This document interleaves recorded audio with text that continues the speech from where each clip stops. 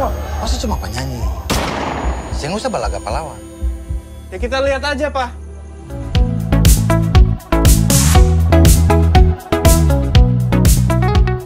Hai Gewa, boleh dada-dada ke kakak-kakak di sini. Halo Gewa. Tuh kakak-kakak pada menyapa Gewa di sini. Dan juga kita undang ini dia jajaran cast dari Glenn Fredly The Movie. Tepuk tangan untuk Martino Leo, Zulfa Maharani, Bucek, Ruth Sahanaya, Sahira Anjani, dan juga Sonia Alisa. You make me cry. You make me cry. So asik. Silahkan boleh duduk di tempat yang sudah disiapkan sesuai dengan nama-namanya. Sekali lagi untuk teman-teman media dan seluruh tamu undangan yang hadir, inilah dia orang-orang hebat di balik pembuatan film Glenn Fredly The Movie.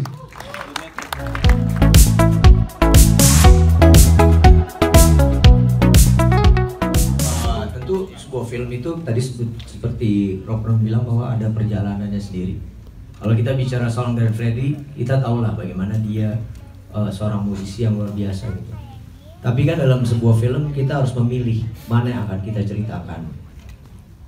Tentu juga nggak ada salahnya juga kalau kita punya harapan, oh mungkin filmnya menceritakan dari awal dia kecil atau apa. Buat saya itu juga bukan sesuatu yang nggak penting, penting juga. Tapi dari hasil kita diskusi bersama ada sesuatu yang buat kita pengen kita sampaikan. Jadi justru kekuatan terbesar Glenn itu adalah dari sisi salah satu yang besar gitu menurut saya, bagaimana perjuangan dia buat kemanusiaan dan bagaimana mimpinya dia terhadap keluarga. Justru hal ini yang banyak tidak diketahui oleh masyarakat luas. Kita ada dialect coach namanya Kak Kriwil. Terus kalau untuk chemistry di antara saya dan Om Bucek tuh emang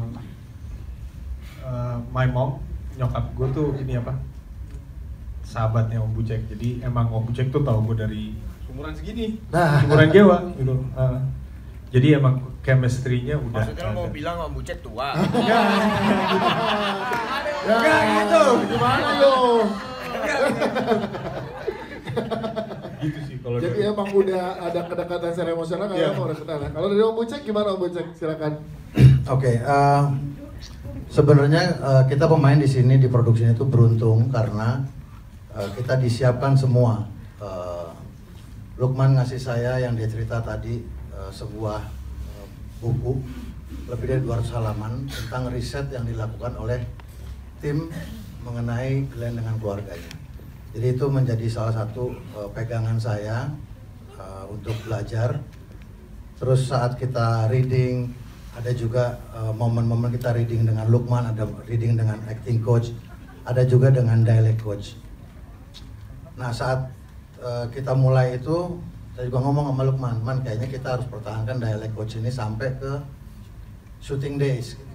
Dan itu direspon sama Lukman karena menurut gua yang bisa tahu salah atau benarnya nanti itu adalah dialect coach itu sendiri. Karena dari awal saat Lukman nawarin gue menjadi meranin Papa Hengki ini, itu merupakan satu challenge buat gue yang luar biasa. Karena ya waktu itu gue bilang juga sama dialect coachnya kan, ayo kita latihan yang bener karena gue jangan sampai nanti dimusuhin orang satu Ambon.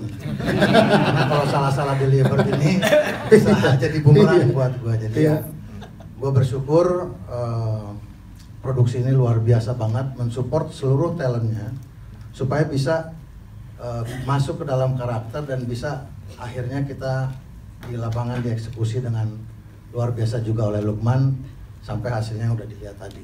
Yes, jadi persiapan yang sangat luar biasa dan difasilitasi oleh tim dari produksi. Betul, karena memang untuk sebuah produksi itu yang paling penting adalah persiapannya. Ya. Dimana kita kalau para pemain itu diberikan ruang dan diberikan modal untuk belajar, itu pasti akan menghasilkan sebuah hasil yang luar biasa juga. Oke, siap. Terima kasih. Mas Daniel, silakan mau nambahkan. Ayu, kalau bisa ditambahin juga ya. Tapi ngomongin tadi pertanyaan dari Mas Gregory. tentang hubungan father and son antara Glenn dengan Papa Hengki. Kalau nggak salah, Ayu di ulang tahunnya Ayu ya, yang mereka main piano ya, bener ya? Ulang tahunnya Ayu berarti tanggal 4 April, 4 bulan 4 2020.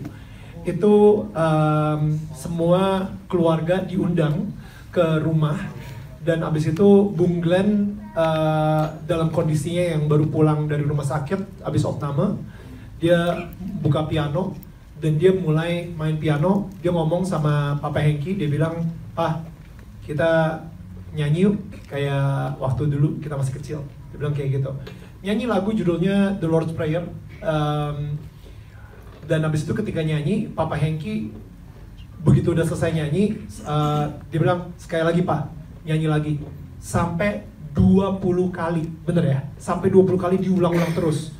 Our Father who art in heaven. Pokoknya dia nyanyi sampai 20 kali. Dan di situ satu keluarga katanya nangis. Di situ Glenn juga nangis, Papa Hengki nangis. Dan di situ katanya ada sebuah rasa maaf yang lagi terlepaskan di situ dari semua kesakitan yang Glenn rasakan dari ayahnya dia sendiri. Nah, dan itu tanggal 4 April, tanggal 8 April Glenn berpulang.